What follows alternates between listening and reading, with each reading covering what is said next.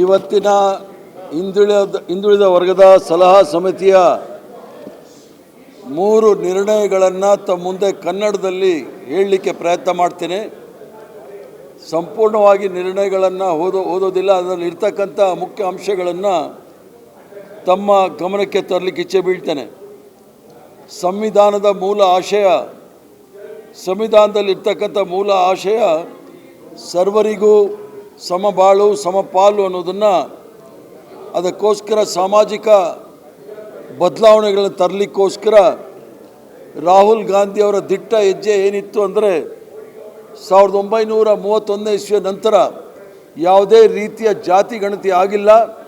ಜಾತಿ ಗಣತಿಯ ಮೂಲಕ ಯಾವ ಸಮುದಾಯದವರು ರಾಜಕೀಯವಾಗಿ, ಶೈಕ್ಷಣಿಕವಾಗಿ, ಆರ್ಥಿಕವಾಗಿ, ಸಾಮಾಜಿಕವಾಗಿ ಯಾವ ಸ್ಥಿತಿಯಲ್ಲಿದ್ದಾರೆ ಸ್ಥಿತಿಗತಿಯನ್ನು ಅರ್ಥಕೊಂಡು ಕೇಂದ್ರ ಮತ್ತು ರಾಜ್ಯಗಳ ಬಜೆಟ್ ವಿತರಣಾ ಸಂದರ್ಭದಲ್ಲಿ, ಬಜೆಟಲ್ಲಿ ಕಾರ್ಯಕ್ರಮಗಳನ್ನು ಮಾಡೋ ಸಂದರ್ಭದಲ್ಲಿ ಅವರ ಹಕ್ಕನ್ನು ಅವ್ರಿಗೆ ಕೊಡಿಸ್ತಕ್ಕಂಥ ಕೆಲಸವನ್ನು ರಾಹುಲ್ ಗಾಂಧಿ ಅವರು ಘೋಷಣೆ ಮಾಡಿದ್ದಕ್ಕೋಸ್ಕರ ಅವರಿಗೆ ನ್ಯಾಯ ಯೋಧ ಅಂಥೇಳಿ ನಾವೆಲ್ಲರೂ ಸಹ ಅವ್ರಿಗೆ ನಾಮಕರಣ ಮಾಡಿದ್ದೀವಿ.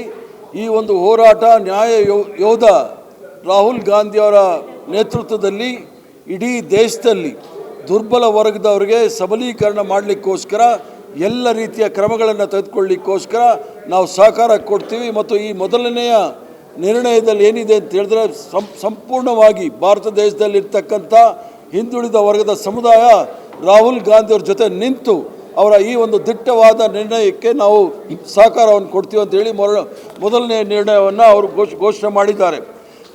ಇದರಲ್ಲಿ ಕಾಸ್ಟ್ ಸೆನ್ಸಸ್ ಮಾಡ್ತಕ್ಕಂಥದ್ದು ರಿಜಿಸ್ಟ್ರಾರ್ ಆಫ್ ಕಾಸ್ಟ್ ಸೆನ್ಸಸ್ ಅಂತೇಳಿ, registrar general of the census commission of India ORG ಅಂತ ಏನು ಹೇಳ್ತಾರೆ, ಈ ಒಂದು ಸೆನ್ಸಸ್ಸಲ್ಲಿ ಆ ಒಂದು ಸೆನ್ಸಸ್ ಮಾಡೋ ಸಂದರ್ಭದಲ್ಲಿ, ಜಾತಿ ಗಣತಿ ಮಾಡೋ ಸಂದರ್ಭದಲ್ಲಿ ಸಾಮಾಜಿಕ, ಆರ್ಥಿಕ, ಶೈಕ್ಷಣಿಕ ಮತ್ತು ಉದ್ಯೋಗದ ಹಾಗೂ ರಾಜಕೀಯ ವಿಚಾರಗಳನ್ನು ಮುಂದಿಟ್ಕೊಂಡು ಈ ಒಂದು ಕಾಸ್ಟ್ ಸೆನ್ಸಸ್ ಮಾಡಬೇಕು ಅಂತೇಳಿ ಅದನ್ನು ನಾವು ಈಗಾಗಲೇ ತೆಲಂಗಾಣದಲ್ಲಿ ಮಾಡಿದ್ದೀವಿ. ಇಡೀ ದೇಶ ಅದೇ ರೀತಿ ಮಾಡಬೇಕು ಅಂತೇಳಿ ಒಂದು ನಿರ್ಣಯ.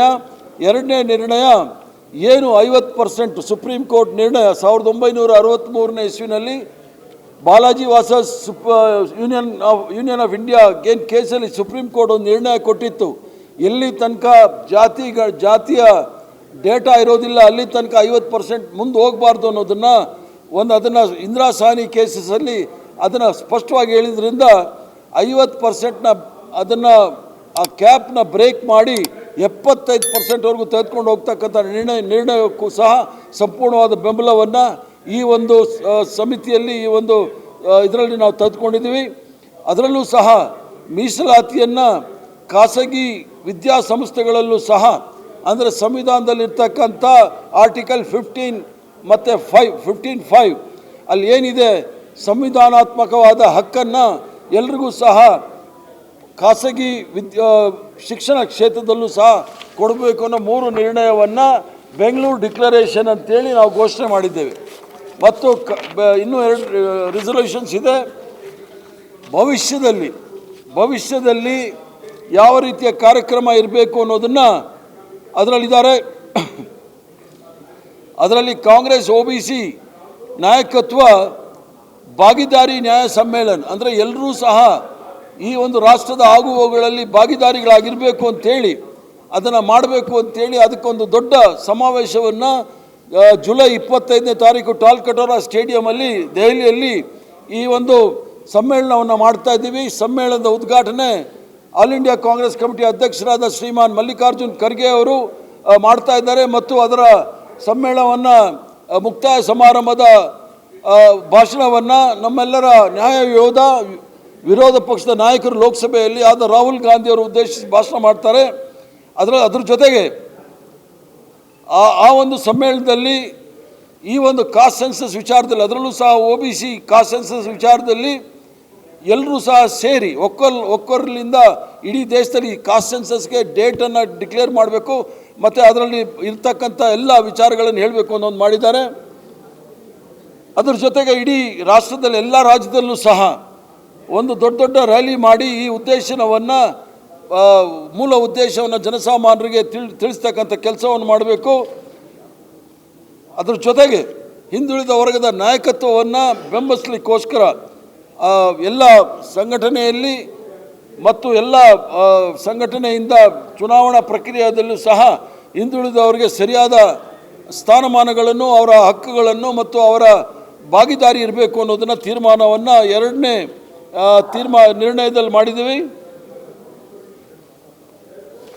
ಈ ವಿಚಾರದಲ್ಲಿ ಹೆಚ್ಚಿನ ಸಾರ್ವಜನಿಕ ಕ್ಷೇತ್ರದಲ್ಲಿ ಜಾಗೃತಿ ಮೂಡಿಸ್ತಕ್ಕಂಥ ಕೆಲಸವನ್ನು ಆಗಬೇಕು ಅಂತೇಳಿ ಈ ಒಂದು ಎರಡನೇ ನಿರ್ಣಯ. ಮೂರನೇ ನಿರ್ಣಯ, ಈ ಒಂದು ಐತಿಹಾಸಿಕವಾದ ಹಿಂದುಳಿದ ವರ್ಗದ ಸಲಹಾ ಸಮಿತಿಯ ಮೊದಲನೆಯ ಸಭೆ, ಇದೊಂದು ಐತಿಹಾಸಿಕವಾದ ಸಭೆ. ಕಾಂಗ್ರೆಸ್ ಪಕ್ಷದಲ್ಲಿ 140 ವರ್ಷ ಕಾಂಗ್ರೆಸ್ ಪಕ್ಷ ಇದ್ರೂ ಸಹ ಪ್ರತ್ಯೇಕವಾಗಿ ಹಿಂದುಳಿದ ವರ್ಗದವರಿಗೆ ಒಂದು ಸಲಹಾ ಸಮಿತಿಯನ್ನು ಮಾಡಿ ಅದನ್ನು ಮೊಟ್ಟ ಮೊದಲನೆಯದಾಗಿ ಸಿದ್ದರಾಮಯ್ಯನವರ ಅಧ್ಯಕ್ಷತೆಯಲ್ಲಿ ಭಾಳ ಸ್ಪಷ್ಟವಾಗಿ ಹೇಳ್ತಾ ಇದ್ದೀನಿ, ಅವ್ರನ್ನ ರಾಷ್ಟ್ರೀಯ ಅಧ್ಯಕ್ಷರಲ್ಲ, ಕರ್ನಾಟಕ ರಾಜ್ಯದಲ್ಲಿ ಈ ಒಂದು ಸಮ್ಮೇಳನದ ಅಧ್ಯಕ್ಷ ಸ್ಥಾನವನ್ನು ವಹಿಸಿ ಈ ಒಂದು ಸಮ್ಮೇಳನವನ್ನು ಭಾಳ ಯಶಸ್ವಿಯಾಗಿ ಮಾಡಿಕೊಟ್ಟಿದ್ದಕ್ಕಾಗಿ ಸಿದ್ದರಾಮಯ್ಯನವರಿಗೆ ಆಲ್ ಇಂಡಿಯಾ ಕಾಂಗ್ರೆಸ್ ಕಮಿಟಿಯ ಹಿಂದುಳಿದ ವರ್ಗದ ಈ ಒಂದು ಸಂಘಟನೆಯ ಸಲಹಾ ಸಮಿತಿಯಿಂದ ಅವರಿಗೆ ಉತ್ಪೂರ್ವಕವಾದ ಧನ್ಯವಾದನ ಅರ್ಪಿಸ್ತಕ್ಕಂಥ 3 ನಿರ್ಣಯಗಳನ್ನು ನಾವು ಮಾಡಿದ್ದೇವೆ. ಭಾರತೀಯ ಜನತಾ ಪಾರ್ಟಿಯವರು VP ಸಿಂಗ್ ಪ್ರಧಾನಮಂತ್ರಿ ಆಗಿದ್ದಾಗ VP ಸಿಂಗ್ರವರು ಮಂಡಲ್ ಕಮಿಷನ್ ಜಾರಿ ತಂದ ಘೋಷಣೆ ಮಾಡಿದಾಗ ಅವರು ಮಂಡಲ್ ಕಮಿಷನ್ ಘೋಷಣೆ ಮಾಡಿದೆ ಅಂತೇಳಿ ಸರ್ಕಾರಕ್ಕೆ ಬೆಂಬಲವನ್ನು ವಾಪಸ್ ಪಡೆದವರು ಭಾರತೀಯ ಜನತಾ ಪಾರ್ಟಿಯವರು. VP ಸಿಂಗ್ ಅವರು ಮಂಡಲ್ ಕಮಿಷನ್ ತಂದರು ಅಂತೇಳಿ ಕಮಂಡಲವನ್ನು ತಂದು ಇಡೀ ದೇಶದಲ್ಲಿ ಒಂದು ರೀತಿಯ ಧರ್ಮಾಧಾರಿತ ರಾಜಕಾರಣ ಉನ್ಮಾದವನ್ನು ಸೃಷ್ಟಿ ಮಾಡಿದವರು ಭಾರತೀಯ ಜನತಾ ಪಾರ್ಟಿಯವರು.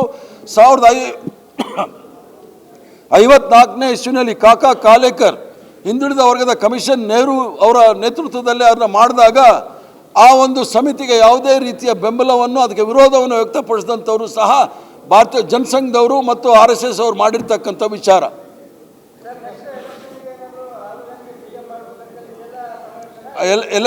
ಎಲೆಕ್ಷನ್ ಬಂದಾಗ ಆ ವಿಚಾರ ಮಾತಾಡ್ತೀವಿ.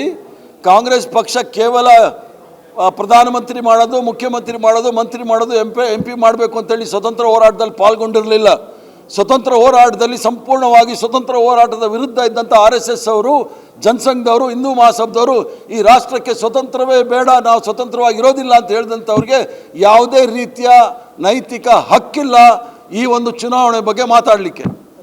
ಈಗ ಬಹುಸಂಖ್ಯಾತರಾಗಿರ್ತಕ್ಕಂಥ ಹಿಂದುಳಿದ ವರ್ಗದವರು, ಈಗ ದಲಿತರಲ್ಲಿ 15%, 7% ಆದಿವಾಸಿಗಳು, 14% ಅಲ್ಪಸಂಖ್ಯಾತ ಆದ್ರೂ ಸಹ 40% ಅವರಿದ್ದರೆ 50% ಹಿಂದುಳಿದ ವರ್ಗದವರಿದ್ದಾರೆ, 10% ಮಾತ್ರ ಮೇಲ್ವರ್ಗದವರಿದ್ದಾರೆ.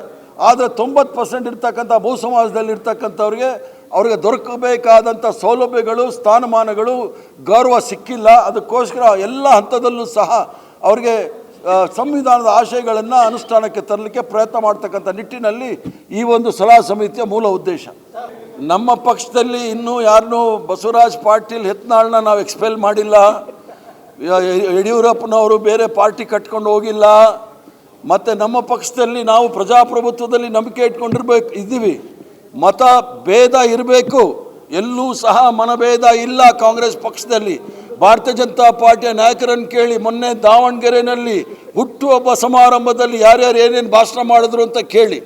ಮತ್ತು ಇವರೆಲ್ಲರೂ ಸಹ ದೆಹಲಿಯಲ್ಲಿ ಪೊಲಿಟಿಕಲ್ ಟೂರಿಸಮ್ ಯಾಕೆ ಮಾಡ್ತಾ ಇದ್ದಾರೆ ಅಂತೇಳಿ ಭಾರತೀಯ ಜನತಾ ಪಾರ್ಟಿ ಅಧ್ಯಕ್ಷರು ಮತ್ತು ವಿರೋಧ ಪಕ್ಷದ ನಾಯಕರನ್ನು ಕೇಳಿ.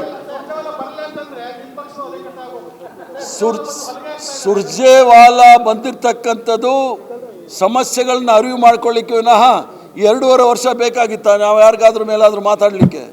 ಈ ಒಂದು ಹೋರಾಟ ಕಾಂಗ್ರೆಸ್ ಪಕ್ಷದಲ್ಲಿ ಇರ್ತಕ್ಕಂಥದ್ದು ಇಲ್ಲಿವರೆಗೂ ಸಹ 50 ವರ್ಷಗಳ ಕಾಲ ಪ್ರಾತಿನಿಧ್ಯ ಮೇಲ್ಜಾತಿಯವರು, ಮೇಲ್ವರ್ಗದವರು ಇಟ್ಕೊಂಡಿರ್ತಕ್ಕಂಥ ಸಂದರ್ಭದಲ್ಲೇ ಎಲ್ಲರಿಗೂ ಸಹ ನಾವು ಅವಕಾಶ ಮಾಡಿಕೊಟ್ಟಿಲ್ಲ ಅಂಥೇಳಿ ಒಂದು ವರ್ಗದವರು ನಮ್ಮ ವಿರುದ್ಧ ಇದ್ದರು. ಅವ್ರಿಗೂ ಸಹ ಸರಿಸಮಾನದ ಹಕ್ಕನ್ನು ಕೊಡ್ತೀವಿ ಅಂತೇಳಿ ನಾವು ಈ ಹಿಂದುಳಿದ ವರ್ಗದ ಈ ಒಂದು ಸಲಹಾ ಸಮಿತಿನಲ್ಲಿ ತೀರ್ಮಾನ ತೆಗೆದುಕೊಂಡಿದ್ವಿ. ಎಲ್ರಿಗೂ ಸಹ ಸರಿಸಮಾನವಾದ ಹಕ್ಕು ಕೊಡಿಸ್ತಕ್ಕಂಥದ್ದೇ ಈ ಹೋರಾಟ. ಕೇವಲ ರಾಜಕೀಯ ಪ್ರಾತಿನಿಧ್ಯ ಅಂತ ಹೇಳಿದ್ರೆ ಹಿಂದುಳಿದ ವರ್ಗದಲ್ಲಿ 197 ಜಾತಿಗಳಿದೆ. ಅಲ್ಲಿರ್ತಕ್ಕಂಥ 10 ಜಾತಿಗಳು ಮಾತ್ರ ಅದರಲ್ಲೂ ಸಹ 2-3 ಜಾತಿಗಳು ರಾಜಕೀಯವಾಗಿ ಬೆಳೆದಿದೆ. ಬಾಕಿಯವರೆಲ್ಲರೂ ಸಹ 127 ಜಾತಿಗಳಲ್ಲಿ ಒಂದು ಸಣ್ಣ ಸರ್ಕಾರಿ ನೌಕರಿ ಕೂಡ ಸಿಕ್ಕಿಲ್ಲ ಅವ್ರಿಗೆಲ್ಲರಿಗೂ ಸಹ ಸಂವಿಧಾನದ ಆಶೆಯಲ್ಲಿ ಅವಕಾಶಗಳು ಸಿಗಬೇಕು ಅಂತ ಮಾಡ್ತಕ್ಕಂಥ ವಿಚಾರ. ದೇಶವ್ಯಾಪ್ತಿ ಹೋರಾಟ ಮಾಡಲೇಬೇಕಾಗುತ್ತೆ. ಜೊತೆಗೆ ಪಾರ್ಲಿಮೆಂಟಲ್ಲೂ ಸಹ ಅದು ಬಿಲ್ ಪಾಸ್ ಆಗಬೇಕಾಗುತ್ತೆ. ಆದ್ದರಿಂದ ಮೀಸಲಾತಿ 50% ಹಿಡಿದು 75%, ಯಾಕಂದರೆ ಈಗಾಗಲೇ ತಮಿಳುನಾಡಲ್ಲಿ 69% ಇದೆ. EWS ಬಂದ ಮೇಲೆ ಅದು 60% ಆಗಿದೆ ಇಡೀ ದೇಶದಲ್ಲಿ. ಆದರೆ ಮೀಸಲಾತಿ ಕ್ಯಾಪ್ ಈಗಾಗಲೇ ಅದು ಬ್ರೇಕ್ ಮಾಡಿದ್ದಾರೆ. ಅದನ್ನು ಜನಸಂಖ್ಯೆ ಆಧಾರಿತ ಹೋದಾಗ ಅದು 75% ಆಗಬೇಕು ಅನ್ನೋ ಆಶಯ ನಮ್ಮೆಲ್ಲರ ಅಚ್ಚುಮೆಚ್ಚಿನ ನಾಯಕರಾದ ರಾಹುಲ್ ಗಾಂಧಿಯವರು. ಏನಂದ್ರೆ ಮುಂದಿನ ಪ್ರಧಾನಮಂತ್ರಿ ಭಾರತೀಯ ಜನತಾ ಪಾರ್ಟಿಯವರು 75 ವರ್ಷದಲ್ಲಿ ಆ ಭಾರತೀಯ ಜನತಾ ಪಾರ್ಟಿಯ ಭೀಷ್ಮ ಪಿತಾಮಹ ಮೋಹನ್ ಭಗವತ್ರವ್ರು ಹೇಳಿದ್ದಾರೆ 75 ವರ್ಷಕ್ಕೆ ರಿಟೈರ್ಡ್ ಆಗ್ತಾ ಇದ್ದಾರೆ ಅಂತೇಳಿ.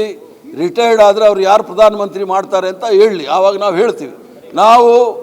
ನಾವು ತೋರಿಕೆಗಾಗಿ ಮಾಡಿರ್ತಕ್ಕಂಥದ್ದಲ್ಲ. ಸಂವಿಧಾನದಲ್ಲಿ ಎಲ್ಲ ವಿಚಾರವನ್ನು ಸಹ ಮೀಸಲಾತಿಯಿಂದ ಹಿಡಿದು ಎಲ್ಲವೂ ಸಹ ಅವಕಾಶ ಮಾಡಿಕೊಡ್ಬೇಕು ಅಂದಾಗ ವಿರೋಧ ಮಾಡಿರ್ತಕ್ಕಂಥವ್ರು ಹಿಂದೂ ಮಹಾಸಭಾದವರು, RSS ಅವರು, ಜನಸಂಘದವರು. ಇಲ್ಲ, ನಮ್ಮಲ್ಲಿ ತಾವು ಅರ್ಥ ಮಾಡ್ಕೊಳ್ಬೇಕು, ಕಾಂಗ್ರೆಸ್ ಪಕ್ಷ ಪ್ರಜಾಪ್ರಭುತ್ವದಲ್ಲಿ ಅಚಲವಾದ ನಂಬಿಕೆ ಇಟ್ಕೊಂಡಿರ್ತಕ್ಕಂಥದ್ದು, ಅಭಿವ್ಯಕ್ತಿ ಸ್ವಾತಂತ್ರ್ಯದಲ್ಲಿ ನಂಬಿಕೆ ಇಟ್ಕೊಂಡಿರ್ತಕ್ಕಂಥದ್ದು. ಅಭಿಪ್ರಾಯಗಳನ್ನು ತೆಗೆದುಕೊಳ್ತೀವಿ, ಭಿನ್ನಾಭಿಪ್ರಾಯಗಳು ಬಂದರೆ ಅದನ್ನು ಸರಿ ಮಾಡ್ತಕ್ಕಂಥ ಕೆಲಸ ಸನ್ಮಾನ್ಯ ಸಿದ್ದರಾಮಯ್ಯನವರು ಮಾಡಿ ಇನ್ನು ಹೊಸ ಸಮೀಕ್ಷೆಯನ್ನು ಮಾಡ್ತೀವಿ ಅಂತ ಹೇಳಿದ್ದಾರೆ. ಆದ್ದರಿಂದ ಯಾರಿಗೂ ಸಹ ಅನ್ಯಾಯ ಆಗೋದಿಲ್ಲ. ಆದರೆ ಅದೇ ನಿಲುವು ಭಾರತೀಯ ಜನತಾ ಪಾರ್ಟಿಯಲ್ಲಿ ಇದೆಯಾ ಅಂತ ಕೇಳಿ ನೋಡಿ. ಮತ್ತೆ ಯಾರೋ ಕೇಳಿದ್ರು ಬಿಹಾರ್ ಚುನಾವಣೆಗೆ ಅಂಥೇಳಿ. 2015ರಲ್ಲಿ ಮೋಹನ್ ಭಗವತ್ರವರು ಅಲ್ಲಿ ಹೋಗಿ ಹೇಳಿದರು, ನಾವು ಮೀಸಲಾತಿಯನ್ನು ತೆಗೆದುಹಾಕ್ತೀವಿ ಅಂತ ಹೇಳಿ. ಅದನ್ನು ಸ್ಪಷ್ಟವಾಗಿ RSS ಅವರು ಹೇಳಿ ನಾವು ಮೀಸಲಾತಿ ಪರ ಇದೆ ಅಂಥೇಳಿ.